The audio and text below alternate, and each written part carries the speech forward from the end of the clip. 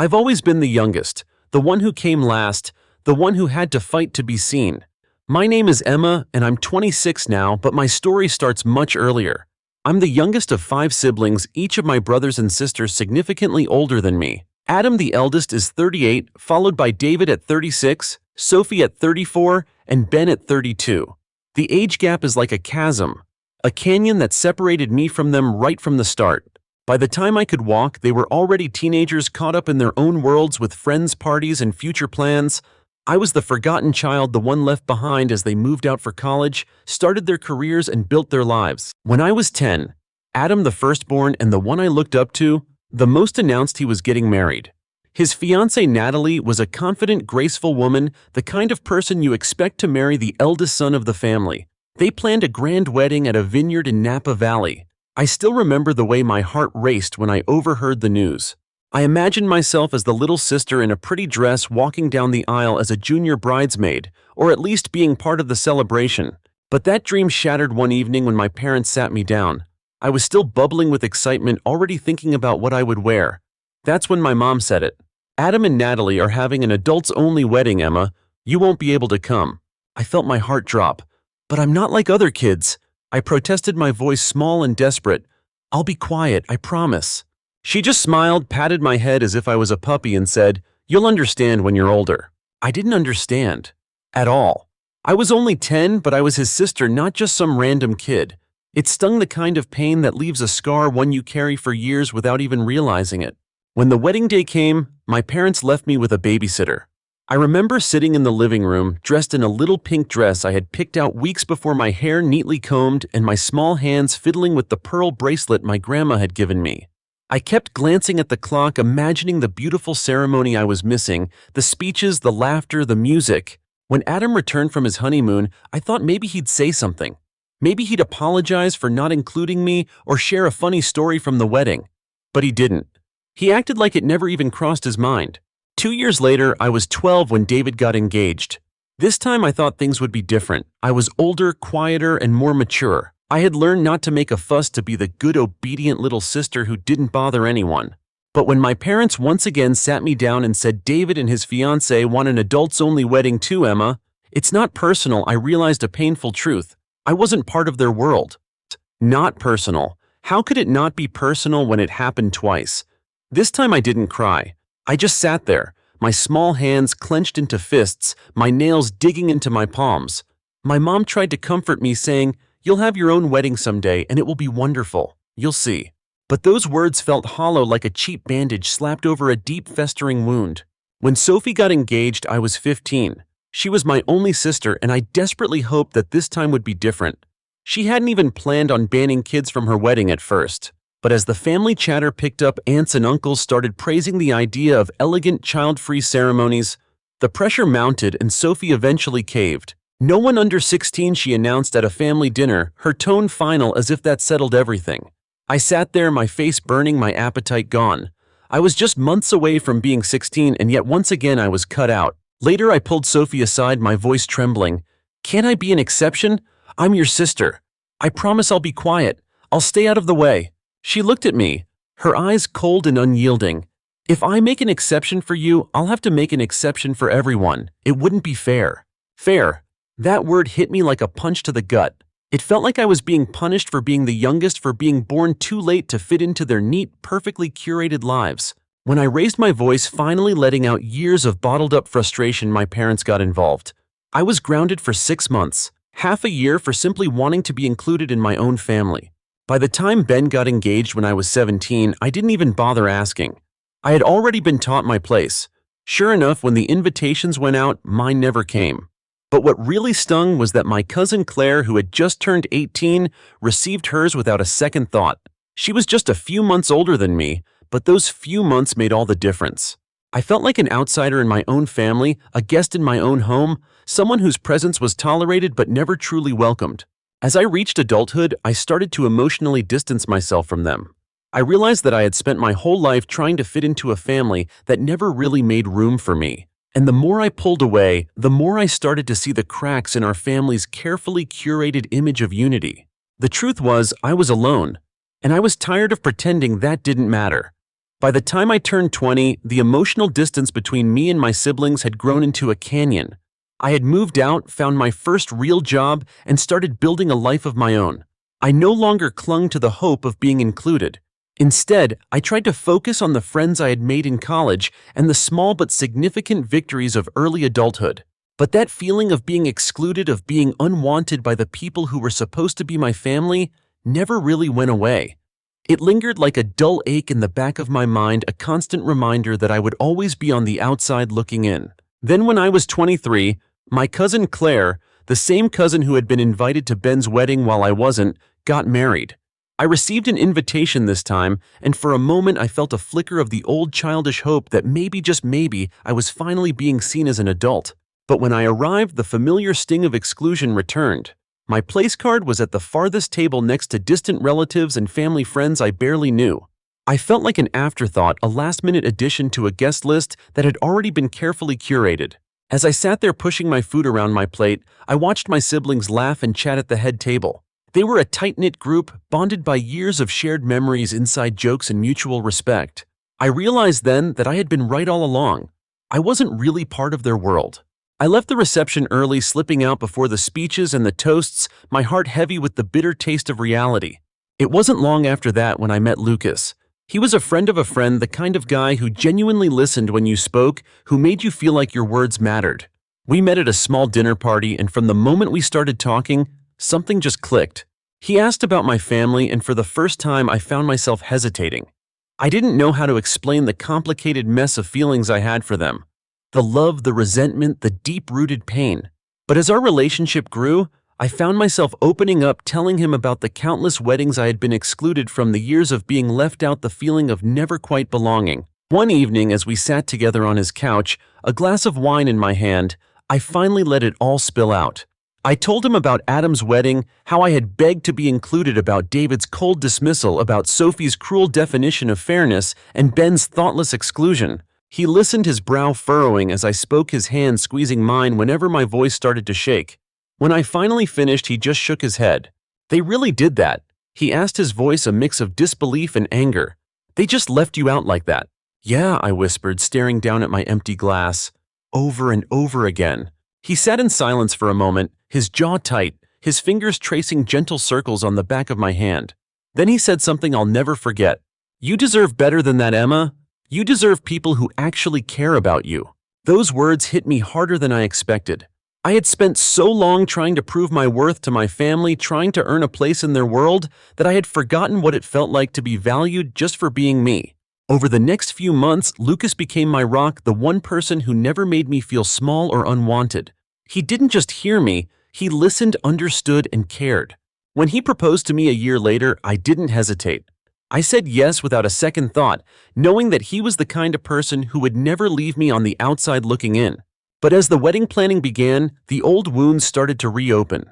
My mom called me one afternoon, her voice bright and cheerful, a sure sign that she wanted something. "So Emma," she said, dragging out my name in that sing-song tone she used when trying to soften bad news, "how are the wedding plans coming along?" I felt my heart skip a beat.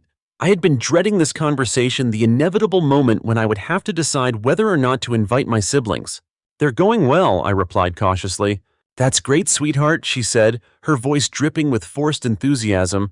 "But your brothers and sister haven't gotten their invitations yet. Did you send them out already?" I took a deep breath, my mind racing as I tried to figure out how to respond. I hadn't planned on inviting them. After years of being left out, of being treated like an afterthought, the idea of including them in my special day felt like a betrayal of everything I had fought to overcome. "Mom," I said slowly, choosing my words carefully, "I didn't invite them." There was a long, heavy silence on the other end of the line. I could almost hear her processing my words, struggling to come to terms with the idea that her youngest child, the one who had always been left out, was finally standing up for herself. What she finally sputtered, her voice sharp and disbelieving. "Emma, how could you not invite your own siblings to your wedding? They're your family." I closed my eyes, the years of pent-up frustration and hurt bubbling to the surface. "They didn't invite me to their weddings, Mom. Not a single one of them. I was always the one left behind, the one they never considered. I'm just returning the favor." She gasped, her voice rising in pitch as she tried to reel me back in. "That was different. You were just a child. They didn't mean to hurt you." I felt my jaw clench, my hands trembling as I gripped the phone. Maybe they didn't mean to, but they did. Over and over again. And for the first time in my life, I didn't feel like the little sister who had to beg for scraps of attention. I felt strong. After that phone call with my mom, I knew I had crossed a line I could never uncross. I had finally spoken the truth, a truth I had buried for years, but standing up for myself felt good even if it left me trembling afterward. The fallout started the very next day. I woke up to a barrage of messages in the family group chat. It started innocently enough with Sophie trying to play the concerned sister. Sophie: "Hey Emma, did something happen with the mail? We haven't received our invitations yet." I stared at the screen, my heart thudding in my chest. I could feel the pressure building, the familiar guilt trying to creep back, in the urge to explain myself to make them understand. But I pushed it down. Then David chimed in, blunt as always. "David, Emma, what's going on? Why aren't we invited?" The tone of his message hit me like a slap. He wasn't asking out of concern or confusion. He was demanding an explanation as if I owed them one. I took a deep breath, my thumb hovering over the keyboard, my mind racing with all the things I wanted to say. The years of exclusion, the countless moments of being left out, the silent dinners where I felt like a ghost at the table. But I hesitated. Would they even understand? Would they care? Instead of replying, I locked my phone and tossed it onto the couch, my heart pounding in my chest. Later that evening, Lucas noticed my mood. We were making dinner together, the comforting smell of garlic and rosemary filling the small kitchen of our apartment. He glanced over as he chopped vegetables, his eyes narrowing slightly. "You okay?" he asked, his voice calm but concerned. I sighed, leaning against the counter. "They know." He set down his knife, wiping his hands on a towel before walking over to me. "Your family." I nodded. My jaw clenched, the weight of the confrontation pressing down on my shoulders. "Yeah, they're blowing up the group chat, demanding to know why they weren't invited." Lucas reached out gently, placing his hands on my shoulders, his eyes searching mine. "Do you want to talk about it?" For a moment I considered it. I thought about pouring out all the anger and hurt, letting him be my sounding board like he had been so many times before. But I felt exhausted, emotionally wrung out. "No," I whispered, shaking my head. I don't want to deal with it right now." He nodded, pulling me into a tight hug, his chin resting on the top of my head. "I get it. Just remember, you don't owe them anything. Not an explanation, not an apology, nothing." I clung to him for a moment, letting his words sink in, trying to let go of the tight knot of anxiety in my chest. The next day, my parents showed up at our apartment unannounced. I had just finished my morning coffee and was settling in to do some wedding planning when I heard the sharp knock at the door. I opened it, my stomach dropping when I saw my mom's tight, anxious expression and my dad's stone-faced glare. "Emma, we need to talk," my mom said, pushing past me into the living room without waiting for an invitation. My dad followed, closing the door behind him with a soft click that felt oddly final. I stood there for a moment, my heart racing, my mind scrambling for what to say. My mom spun around, her arms crossed tightly over her chest, her face flushed with a mix of anger and hurt. "What on earth were you thinking, Emma? Not inviting your own siblings to your wedding? What kind of person does that?" I took a deep breath, my hands clenching at my sides. "I told you, Mom. They didn't invite me to their weddings, not a single one of them. I'm just doing the same thing." She stared at me, her eyes wide with disbelief. "That was different. You were a child, you can't hold that against them forever." I felt my resolve harden, my heart pounding as years of suppressed hurt bubbled to the surface. It wasn't just about being a child. It was about being treated like an afterthought, like I didn't matter. My dad finally spoke, his voice low and stern. "Emma, you're being childish. Family is family. You don't just cut people out like this." I met his eyes, my jaw tight. I was a child when they excluded me. I was the one left at home crying because I just wanted to be part of their lives. I was the one they didn't think was important enough to include. So don't talk to me about being childish. They stood there stunned into silence. My mom's eyes filled with tears, her lower lip trembling as if I had just delivered a mortal wound.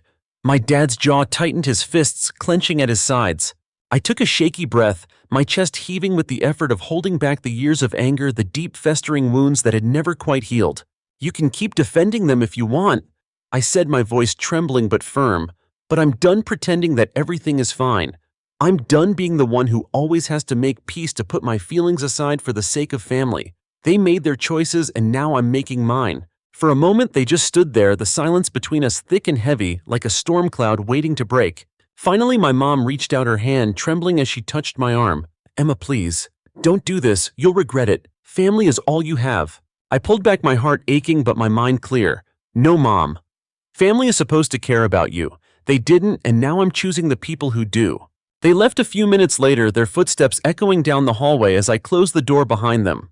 I leaned against the cool wood, my hands shaking, my heart racing as the reality of what I had just done sank in. But for the first time in a long time, I felt free. In the days following my parents' unannounced visit, the backlash from my family intensified. It started with passive-aggressive messages from Sophie in the family group chat. Sophie. Family is forever even when some people forget what that word means. I rolled my eyes so hard I thought they might get stuck. She had always been the one to twist the knife with a smile, to drop little barbs wrapped in flowery language that made her sound like the concerned sister instead of the instigator she really was. David chimed in next, his tone blunt and cold, just like I remembered from years of quiet dinners where I felt more like a piece of furniture than a sibling. David, this is disappointing, Emma. I thought we were better than this. I stared at the message, my blood boiling. Better than this. He had spent years pretending I didn't exist, and now he wanted to play the part of the wounded brother. Then inevitably, Adam had to weigh in. The eldest, the one who always thought he knew best, the one who had set the tone for how the rest of them treated me. Adam, you're letting your bitterness ruin this family. You need to grow up, Emma. I felt a sharp pain in my chest, a reminder of the little girl I had once been. The girl who had idolized him, who had watched him walk down the aisle from the sidelines, left behind like an unwanted guest. I closed the group chat, my hands shaking, my heart racing. I knew if I responded, if I tried to explain myself, it would only feed their narrative that I was the dramatic, ungrateful little sister. They had spent years convincing themselves that I was the problem, that my desire for inclusion was a childish demand instead of a basic expectation of family. Later that evening, I sat on the couch next to Lucas, my head resting on his shoulder as we watched some mindless cooking show, the sounds of sizzling pans and clinking utensils filling the small apartment. He must have sensed the tension in my body because he reached over, gently rubbing my arm. "What's going on, Em?" he asked, his voice soft but concerned. I sighed, picking at a loose thread on the couch cushion. "They're trying to guilt-trip me. Again." He paused the TV, turning to face me fully, his dark eyes filled with quiet concern. "Do you want to talk about it?" I hesitated, then reached for my phone, unlocking it and pulling up the group chat. I handed it to him, watching as his brow furrowed, his jaw tightening as he read the messages. He let out a slow, controlled breath, setting the phone down on the coffee table. "They really don't get it, do they?" I shook my head, my throat tight. "No, they never have." He wrapped his arm around me, pulling me close, his chin resting on the top of my head. "I'm proud of you, you know," he whispered, "for standing up for yourself." I closed my eyes, letting his words sink in, feeling a warmth spread through my chest. For the first time in years, I felt validated, seen. But my family wasn't done with me yet. 2 days later, my mom called again. I let it go to voicemail, but she left a message, her voice tight and trembling. "Emma, this has gone far enough. You can't just cut your family out like this. You'll regret it. We raised you better than this." I deleted the message without a second thought. Then came the emails. Adam, the brother who had always acted like I was an inconvenience, sent a long, self-righteous letter filled with thinly veiled accusations and Bible verses about forgiveness. He had the nerve to lecture me about family values and unconditional love, as if he hadn't been the one to set the tone for my exclusion from the start. I didn't respond. Sophie sent a series of emotional, guilt-laden texts, calling me selfish and petty, accusing me of tearing the family apart over ancient history. She even tried to rope in distant relatives, pulling every emotional lever she could find to make me feel like the villain. I blocked her number. Then David, always the stoic, always the one who thought he was above the drama, left a voicemail dripping with disappointment. "You've really changed, Emma. You've turned into someone I don't even recognize." I sat on the edge of my bed, the phone still clutched in my hand, my heart pounding. I had always been the one to bend, to break, to compromise, but not this time. I hit delete. As the days passed, the silence from my family grew louder, the empty, echoing absence of the people who were supposed to love me. I knew they were talking about me, whispering behind my back, rewriting history to paint themselves as the victims, as the ones who had tried so hard to be there for me. But I didn't care. I had Lucas, my friends, the family I had chosen for myself, the people who had never made me feel small or unwanted. And as the weeks slipped by, the weight on my chest began to lift, the tightness in my throat slowly easing. One evening, as Lucas and I sat on the balcony watching the sun dip below the skyline, the air cool and crisp with the promise of autumn, he reached over and took my hand. "Do you regret it?" he asked, his voice low and steady. I thought about it, the years of exclusion, the countless moments of feeling like an outsider in my own family, the tears shed behind closed doors, the deep gnawing loneliness. "No," I whispered, my thumb tracing gentle circles on the back of his hand. "For the first time, I don't." He leaned over, pressing a soft kiss to my temple. "Good. You deserve better." And as I looked out over the city, the lights twinkling like distant stars, I realized that he was right. I had spent my whole life trying to earn the love and acceptance of people who had never truly seen me. But not anymore. The weeks leading up to my wedding felt like a strange, surreal dream, a mix of joy and anxiety, excitement and dread. On one hand, I was thrilled to be marrying Lucas, the one person who had shown me what real love and support felt like. On the other hand, the ghost of my family still lingered like a shadow I couldn't quite shake. I had blocked Sophie, David, and Adam, cutting off their endless streams of guilt-tripping texts and voicemails. I had even blocked my parents, their desperate pleas for family unity ringing hollow after years of being left out and ignored. But even as the messages stopped, the whispers continued. My mom tried to rope in extended family, calling aunts, uncles, and cousins, spinning her own version of the story. I heard through the grapevine that she was telling anyone who would listen that I had abandoned the family, that I was being unreasonable, that I had been brainwashed by Lucas into cutting ties. The irony of it all almost made me laugh. One afternoon, about a month before the wedding, my Aunt Linda called me. I hadn't spoken to her in years, so her number popping up on my phone was a surprise. For a moment, I considered letting it go to voicemail, but something in me wanted to hear what she had to say. "Emma, honey?" she said, her voice syrupy sweet but with a sharp edge I recognized from childhood. "I've been hearing things and I just wanted to make sure you're okay. Your mother is so worried about you." I closed my eyes, the familiar tension coiling in my chest. I knew where this was going. "I'm fine, Aunt Linda," I replied, my voice tight but controlled. "I'm just focusing on my wedding right now." She paused, clearly taken aback by my calm, measured tone. I could almost hear her recalibrating, trying to find the right angle to guilt me into submission. "Well, you know how your mother gets," she continued, her tone turning slightly accusatory. "Family is all we have, Emma. You shouldn't just throw that away." I bit my tongue, my hands trembling slightly as I gripped the phone. I wanted to tell her about the years of exclusion, the countless family gatherings I hadn't been invited to, the weddings I had been left out of. But I knew it wouldn't matter. People like her, like my mother, only saw what they wanted to see. "I'm not throwing anything away," I said, my voice steady. "I'm just choosing to surround myself with people who actually care about me." There was a long, strained silence on the other end. I imagined her sitting in her perfectly decorated living room, her lips pursed, her perfectly manicured nails tapping against her coffee cup. "Well," she said finally, her voice sharp and brittle, "I just hope you don't regret this one day. Family is forever, Emma." I hung up without saying goodbye, my heart pounding, my mind racing.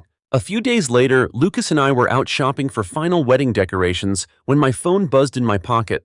I pulled it out, my heart sinking when I saw my dad's name on the screen. For a moment, I considered ignoring it, but something in me, some lingering sense of duty, made me answer. "Emma," he said, his voice low and tense. "I know we haven't seen eye to eye lately, but I just want you to think about what you're doing. Your mother is really struggling with this. She's not eating, she's not sleeping, this is tearing her apart." I felt a cold, hollow anger bloom in my chest. Of course he had to make it about her, about the perfect family image she had clung to for decades. "Dad?" I said, my voice sharper than I intended. "If she's struggling, maybe it's because she's finally facing the consequences of her actions. I'm not the one who spent years excluding my own child. I'm not the one who ignored her at every turn." He was silent for a moment, the faint crackle of the phone line the only sound between us. "You're being unreasonable, Emma," he finally said, his tone cold and disappointed. "You need to grow up and stop acting like a victim." I felt a bitter laugh rise in my throat, my fingers tightening around the phone. "I'm not the one acting like a victim, Dad. I'm just done being treated like an afterthought." Before he could respond, I ended the call, my hands shaking, my heart racing. When I turned around, Lucas was watching me, his eyes filled with quiet concern. He didn't ask what the call had been about, didn't push me to explain. He just wrapped his arms around me, holding me close as I fought to steady my breathing, to push back the waves of guilt and anger that threatened to pull me under. The morning of the wedding, I woke up feeling strangely calm. The sun was just beginning to rise, casting a warm golden glow through the sheer curtains of our bedroom. I lay there for a moment, listening to the soft rustle of the trees outside, the distant hum of traffic, the quiet, steady rhythm of Lucas's breathing beside me. For the first time in years, I felt at peace. The ceremony itself was small but beautiful. A garden wedding surrounded by the people who had truly been there for me. Friends who had become family, the people who had never made me feel small or forgotten. As I walked down the aisle, my arm linked with Lucas's. The cool autumn breeze brushing against my skin, I felt a weight lift from my shoulders, the years of being ignored and overlooked slowly melting away. When we exchanged our vows, his eyes locked on mine, his voice steady and filled with quiet, unwavering love. I felt something inside me heal. And as we shared our first dance as husband and wife, his arms wrapped tightly around me, the world around us a blur of soft lights and whispered promises, I finally let go of the past. I had chosen my family, and for the first time I felt truly free. My name's Alexis. I'm 25, and when my father called me overseas to say he used my college fund to pay off his debts, I didn't scream. I didn't cry. I just said, "Good luck with that," and hung up. Because by that point, I'd already begun laying the groundwork for the kind of revenge that doesn't need yelling. Just receipts. Let me back up. I was in the middle of my semester abroad in Amsterdam, balancing classes, part-time work, and a whole lot of stress when I got the call. My dad, Sean, was cheerful, almost flippant. "Hey kiddo, just wanted to give you a heads up. I had to dip into your college savings. Things got a little tight and I had to clear a few loans. You'll figure something out though, you're smart like that." I paused, held my phone tighter and asked, "How much did you take?" He laughed, "All of it. Let me explain something. I built that fund from the ground up. My mom passed when I was a kid, and while she didn't leave much behind, she did instill a work ethic in me. I worked part-time from 15, applied for every scholarship I could find and hoarded every penny. When I was 17, I opened a college savings account. My dad co-signed because I was underage. That was my first mistake. Over the years, I scraped together over $45,000. Every penny earned or awarded with a goal in mind, graduate without crushing debt. When I left for Europe for my study abroad program, I'd just finished my junior year at university. One more year to go. I was supposed to use the fund to pay for my final tuition payment and some housing costs. Now it was gone. And the man responsible, my own father, acted like he borrowed a pair of socks. I wanted to scream, but I didn't. Instead, I asked him one more thing. "Did you tell Nana?" He paused. No need to worry her. Right, because she would have lost her mind. After I ended the call, I stared out the window of my little apartment, the tulip market glowing in the afternoon light. Everything looked peaceful, and that made me angrier. He thought I'd just roll over and let it slide. What he didn't know was that while he was busy being reckless, I'd learned to be methodical, calculated. That night, I opened my laptop and pulled out every digital receipt, every bank statement, and every scholarship letter I'd saved. I compiled a spreadsheet tracking every dollar that went into the fund and how it disappeared.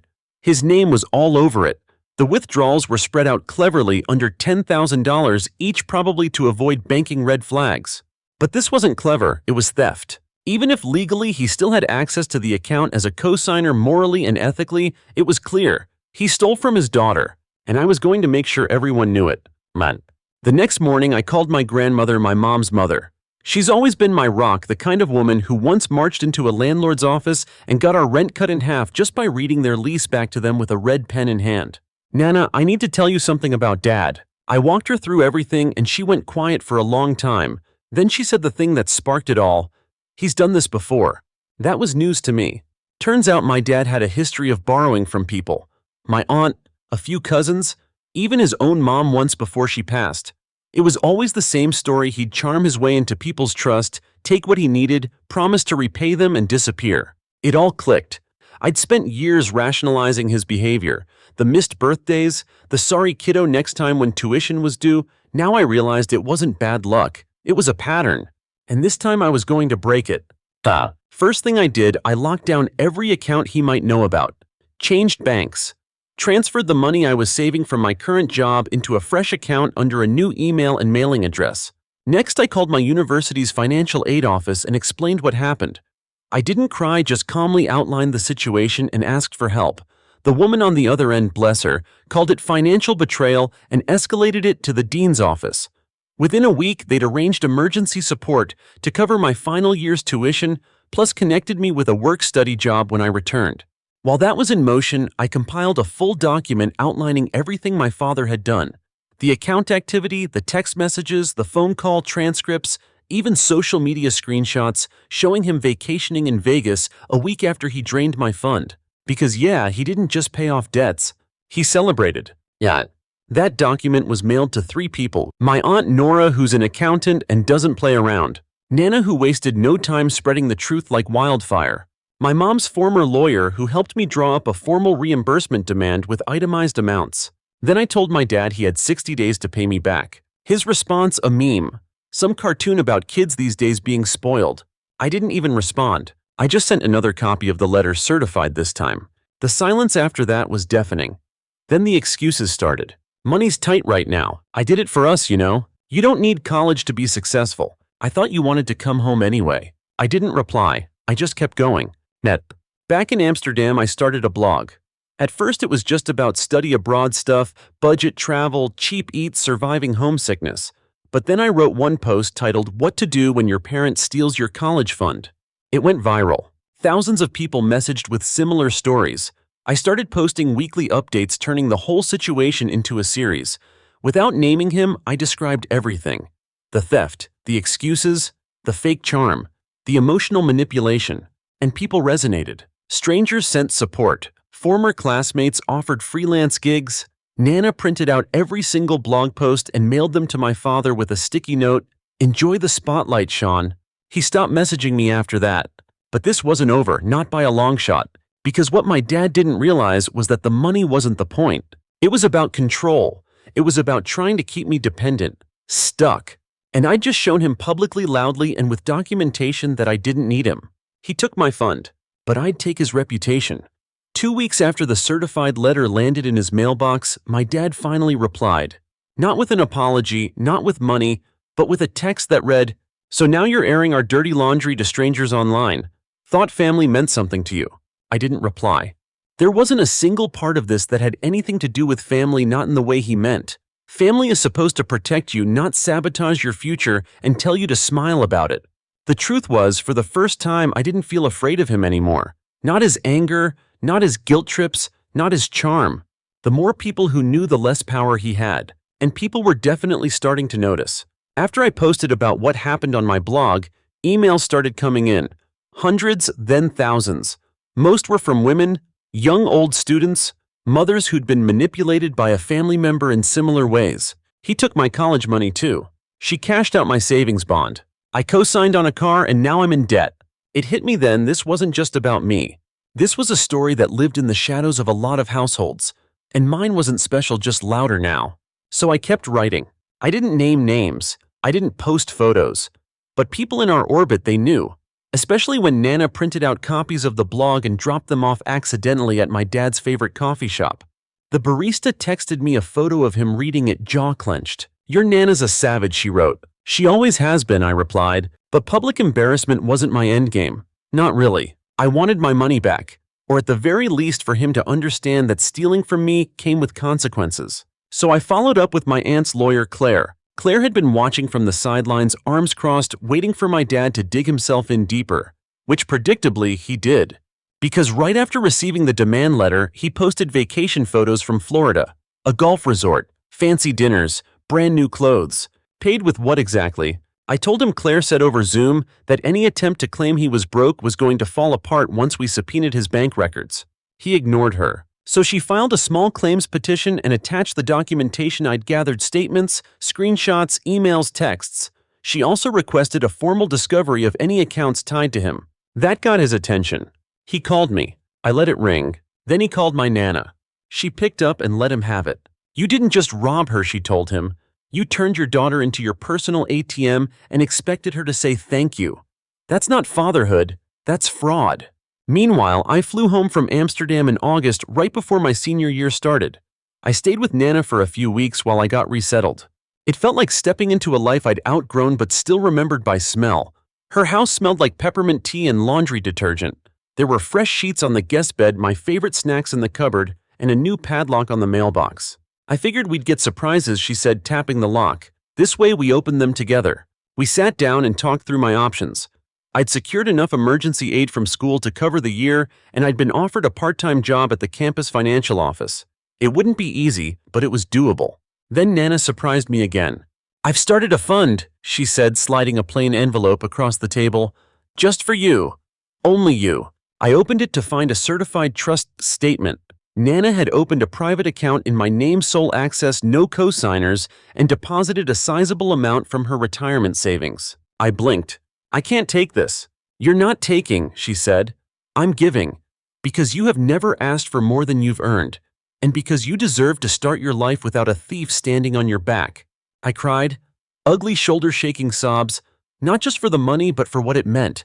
Someone saw me, truly saw me.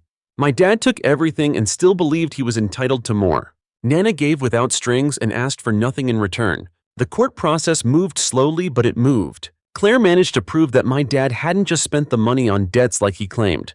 Most of it went to leisure concerts, online poker, golf, and some shady crypto scheme. When confronted with the evidence, he defaulted to his favorite move, blaming everyone else. "You drove me to this," he said in a voicemail. "I was desperate. And what have you ever done for me? I raised you alone. Don't I deserve a little help?" I saved that voicemail too, just in case. As fall semester kicked off, I got into a rhythm. Classes, work, and rebuilding my life. I lived in a shared apartment with 3 other women, all scrappy and sharp and kind.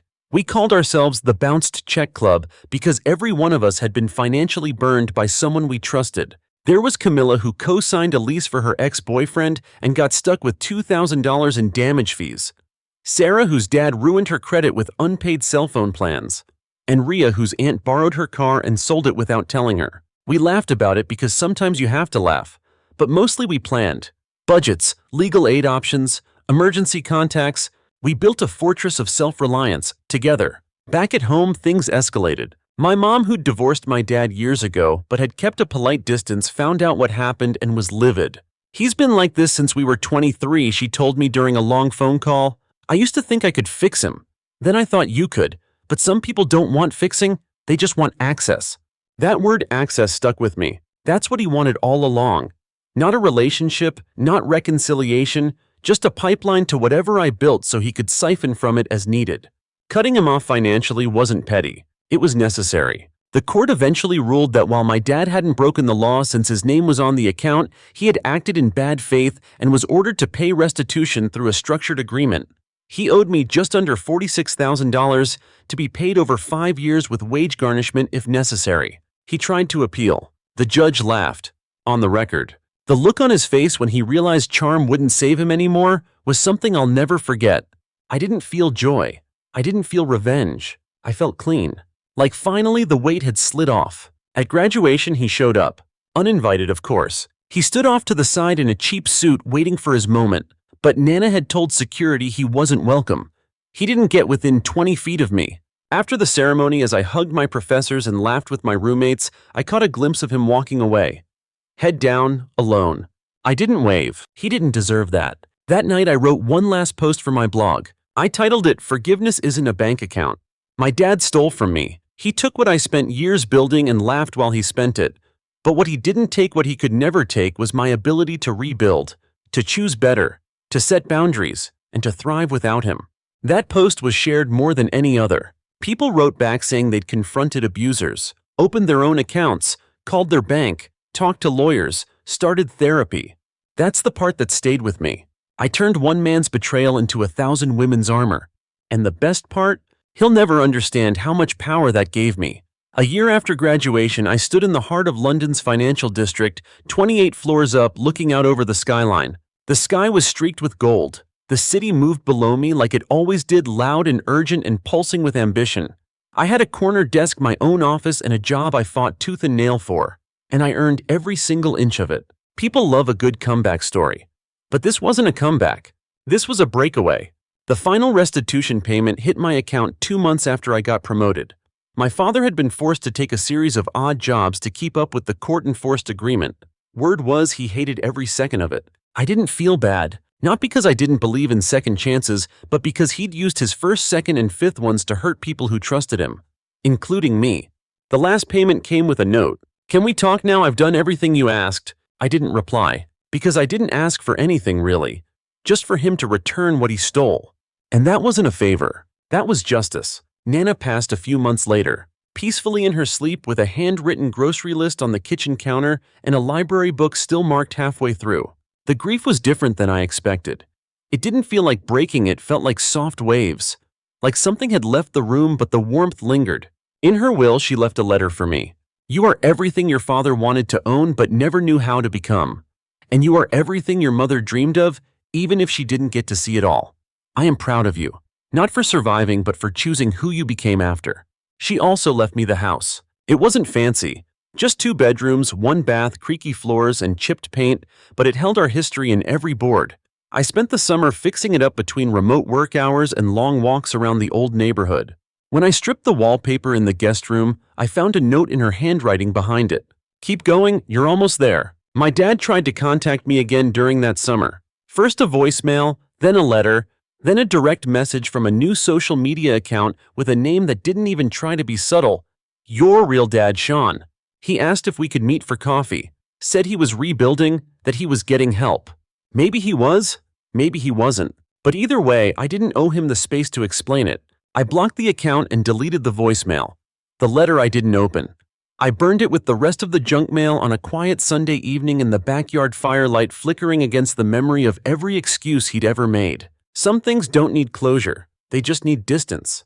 When I flew back to London in the fall, I took Nana's strength with me. Her quiet defiance, her refusal to let anyone dictate the shape of her life.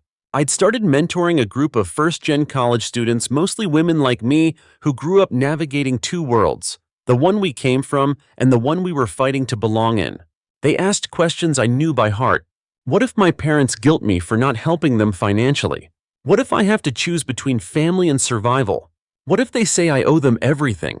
And I told them what I wish someone had told me at 18, you don't owe someone your future just because they share your last name. In time, I stopped checking up on my father. At first, I had kept quiet tabs just enough to make sure he wasn't dragging my name through new mud. But after a while, I stopped caring. Let him tell whatever version of the story helped him sleep. The people who mattered knew the truth. And more importantly, I knew it. Life moved, in steady, full ways. I bought my own flat. Nothing flashy, but it had a garden view and a kitchen I actually liked being in. I fell in love. Not all at once, not in a whirlwind, but slow and safe and honest. He knew the story. Not just the blog version, but the late-night version, the pain under the jokes version, and he didn't flinch. He once said, "You're strong, but that doesn't mean you have to carry everything alone." I didn't know how much I needed to hear that until I did. One spring, I went back to my university to speak at a panel on resilience and financial literacy. They asked me what advice I'd give to students trying to recover after being financially exploited. I said, document everything. Don't wait for someone to rescue you. And don't confuse love with leverage. If someone only loves you when they can benefit from it, that's not love, it's a transaction. The room went quiet. Then someone clapped, then a few more. Afterward, a girl approached me with tears in her eyes and said, "You gave me permission to stop feeling guilty." I told her what Nana told me. You don't owe shame for surviving. The blog eventually became something more. A podcast, a newsletter, a community. I partnered with a legal nonprofit to create a resource guide for students dealing with financial betrayal by parents or guardians. It got shared by a few major universities. A journalist reached out, then a few more. I kept my real name out of it at first, but eventually I stepped forward. Not because I wanted attention, but because I wanted the story to be real, to mean something beyond clicks and shares. The day I spoke openly using my full name and face, my inbox flooded. Not with trolls, not with doubt, but with relief. With people saying, "Me too." Somewhere along the line, my dad faded from the story. Not because I forgave him, but because he stopped being the center of it. He became just one chapter, one antagonist, one broken man who tried to bend my life into something smaller and failed. I don't know where he is now. I don't care. What I know is this. He stole from me and I rebuilt. He underestimated me and I kept rising. He thought he'd wrecked my future, but he never understood my roots weren't in the account he drained. They were in the grit he could never touch. They were in Nana's hands, in my mother's name, in the way I looked at a locked door and learned to build another one. Today I still write, not out of anger, not anymore, but out of truth. I tell stories like mine because someone else is always standing at the beginning of theirs, wondering if they're crazy, if they're selfish, if they're wrong for choosing themselves. They're not. And if you're reading this wondering the same, you're not wrong either. Your future belongs to you, and no one, no matter their title in your life, gets to steal that and call it love. Story 3. Growing up, I always felt like I was born standing in someone else's shadow. My twin sister Brielle has always been the star, the radiant one, the girl with natural charisma, the magnetic presence, the kind of confidence that seemed stitched into her bones.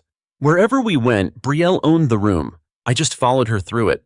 She was a born performer, homecoming queen varsity, everything first to get her license, first to be praised by name. Meanwhile, I was just Tessa, the quiet twin, the one with health issues, missed school, and a laundry list of doctor visits. While Brielle was winning swim meets, I was fighting bronchitis. Again. I remember our mom sighing one day when I missed another family dinner for a hospital stay. She turned to Brielle and said, "At least we got one healthy child." I stopped reacting to comments like that. Eventually, you learn to expect them. Like routine weather reports, cold front coming in, and yes, Tessa's still the fragile one. By the time we were adults, I'd resigned myself to the role. Brielle was always going to be the family's golden girl. I'd just be invisible. But invisibility has its advantages. No one sees you coming when you finally decide to move forward on your own. I left home the first chance I got and moved to Denver for college.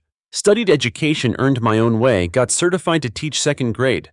Kids didn't care who won trophies in high school or which twin had shinier hair. They just wanted someone who showed up every day with patience and crayons.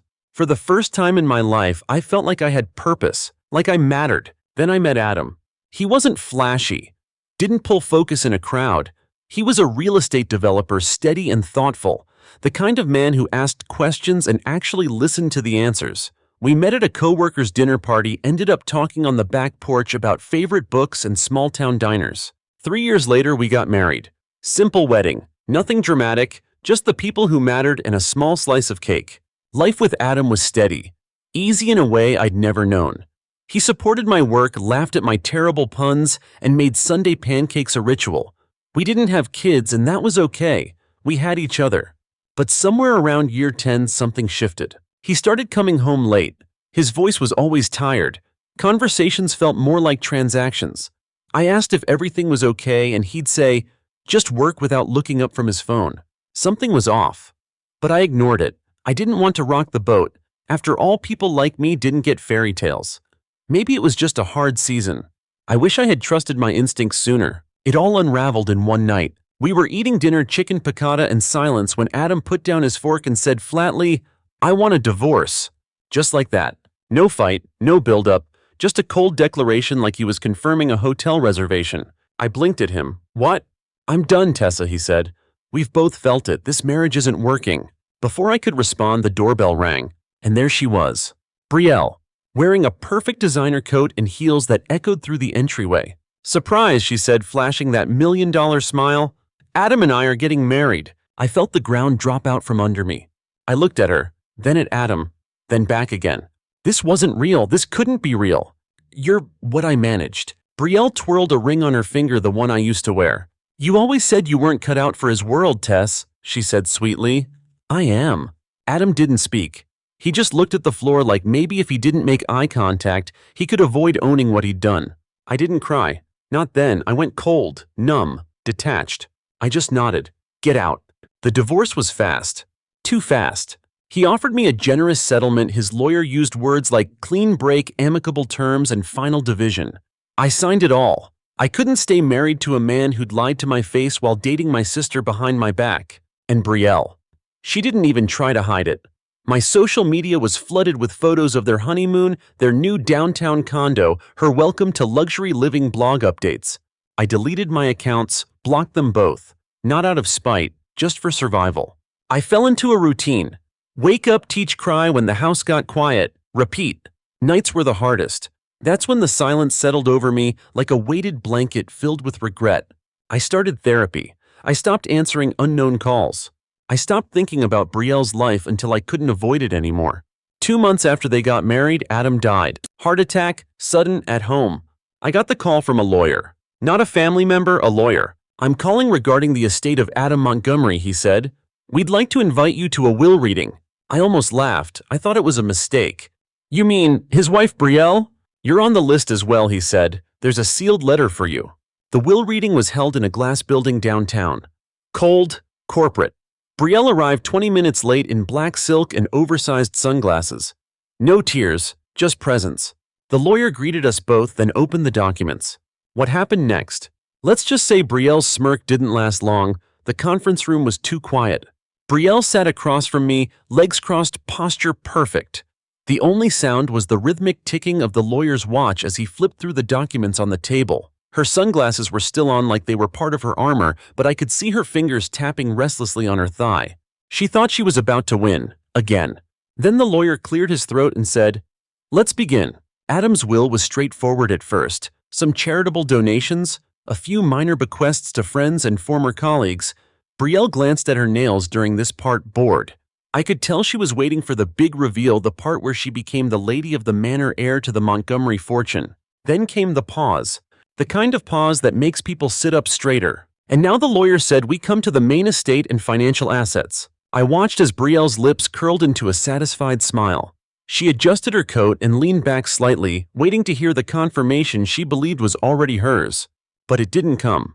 To my former wife, Tessa Montgomery, the lawyer read, "I leave the entirety of my personal estate.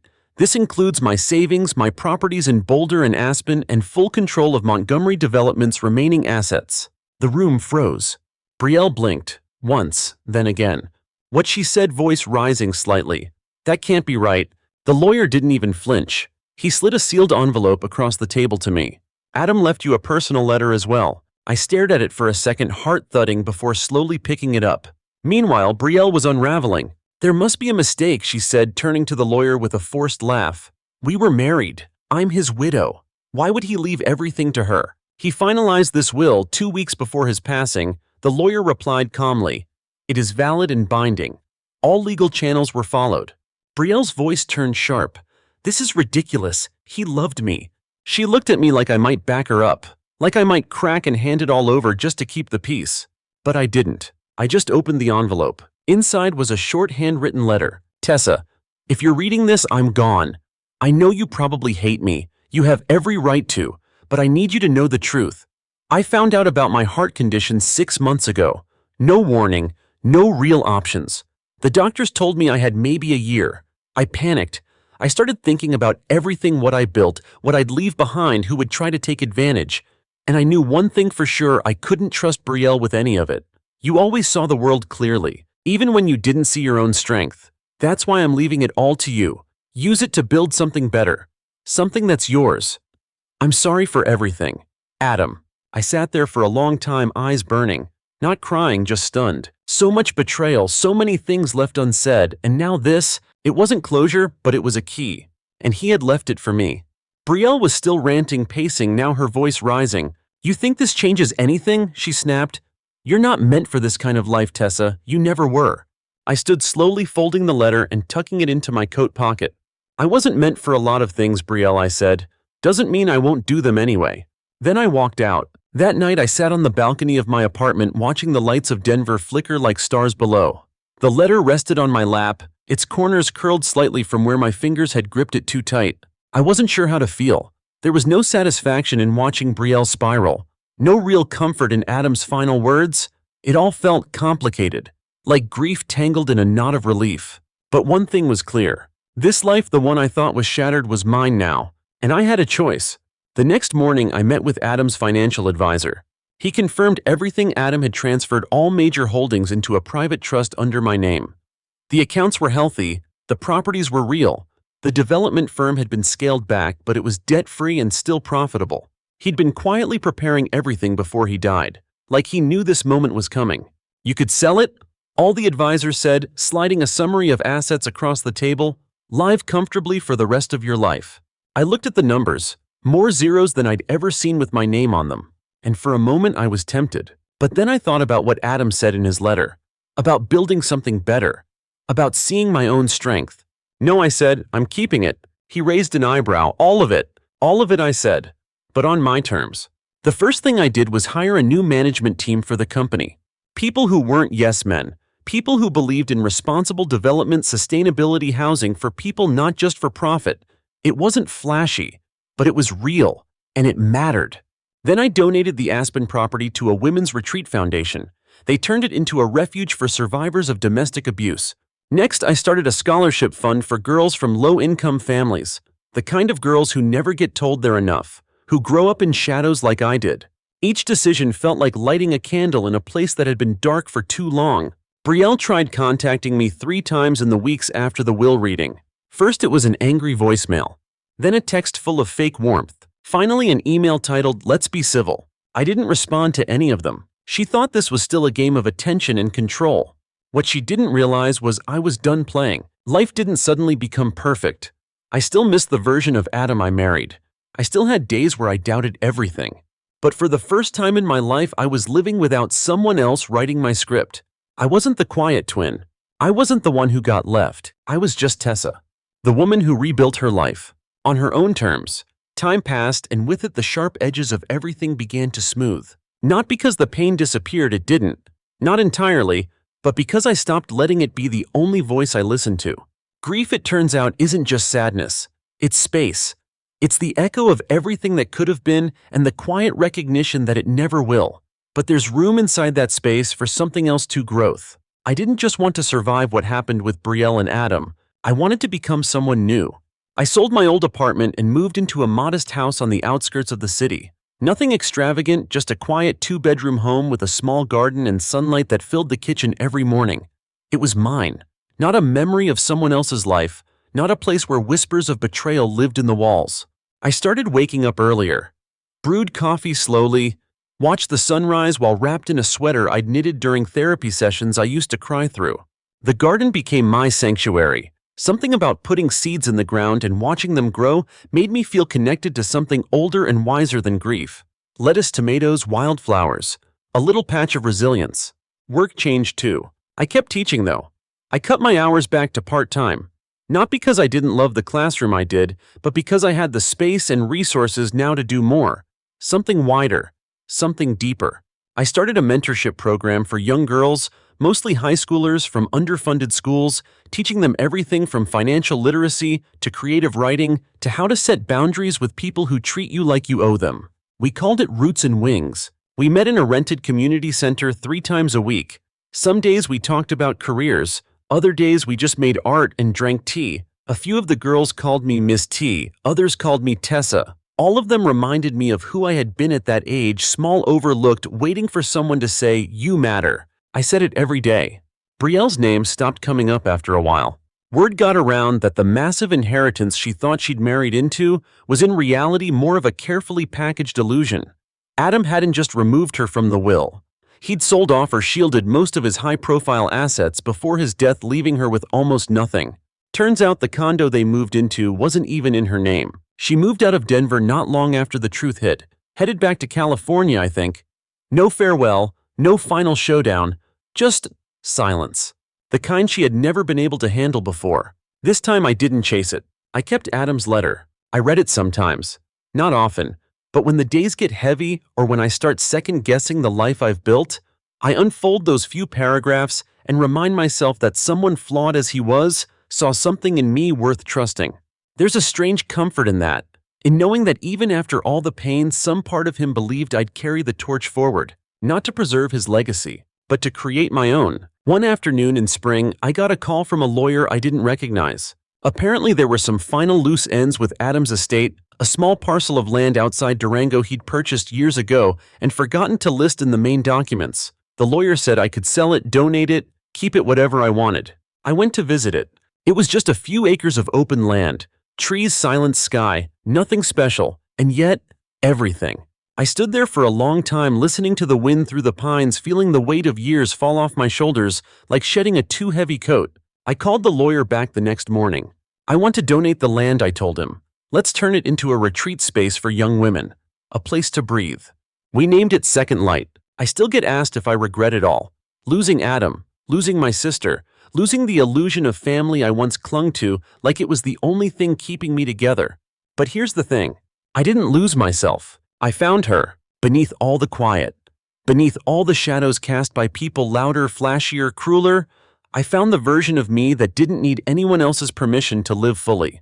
And she's stronger than I ever imagined. The other day, one of the girls from my program, Lana, age 16, bright eyes guarded heart, asked me, "Miss T, were you always this confident?" I laughed. "No," I said. "I was a ghost once, but someone tried to erase me and I realized I had to become the pen." She tilted her head like she was filing that away for later. And maybe that's all any of this is. Just showing someone else what it looks like to survive, to rebuild, to grow roots after the fire. At night, I sit on my porch and watch the stars blink through the branches. I think about what I lost, what I learned, and what I'm still becoming. Forgiveness isn't easy. I'm not sure I've fully forgiven Brielle or Adam or even myself for the years I stayed silent and small, but I'm working on it because I don't want to carry their weight anymore. The world is too big, too beautiful to live in anyone else's story. So this is mine now. A garden blooming behind a house I chose. Letters folded in drawers, yes, but also laughter in classrooms, paint under fingernails, sun on skin. No more shadows. Just the steady light of becoming, of owning everything they tried to take, of being whole finally, fiercely, and entirely on my own terms.